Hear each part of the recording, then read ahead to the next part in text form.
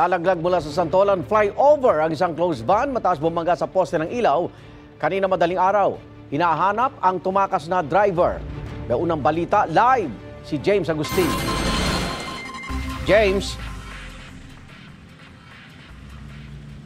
Igang, good morning. Mahigit 2 oras hindi nadaanan ng mga motorista itong service road ng EDSA Santolan flyover matapos nga maaksidente dito sa lugar ang isang closed van kanina. Nakatagilid ang isang closed van sa service road nang inabutan ng mga tauhan ng MMDA. Nangyari ang aksidente kaninang alas 3:30 na madaling araw. Binabagtas daw ng closed van ang northbound lane ng Santolan flyover nang bumangga ito sa poste ng ilaw. Sa lakas ng impact na tumba ang poste. Nalaglag naman sa service road ang closed van at tumagilid.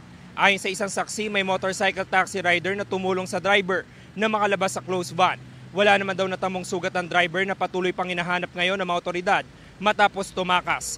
Maagang tumukod ang traffic sa northbound lane ng EDSA Santolan dahil hindi nadaanan ng service road.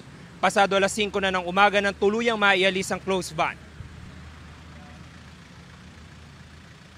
Lumapit po dito, ganyan na po yung sitwasyon eh. Tapos po, may lumapit po na motorsiklo. Binasag po yung salamin para tulungan yung tao. Wala akong pahinante yan, driver lang.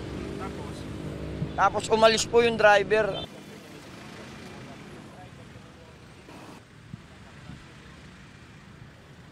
Samantala, Igan, ito yung sitwasyon ngayon dito sa northbound lane ng EDSA Santolan flyover. Hindi pa naman po ganun karami yung mga motorista na bumabiyahe maging dito sa service road. At bago tayo umere ay dinala na dun sa QCPD Traffic Sector 3 yung closed van na naaksidente dito sa lugar. At hanggang sa mga oras na ito hindi pa tukoy ng mga otoridad yung driver ng sasakyan.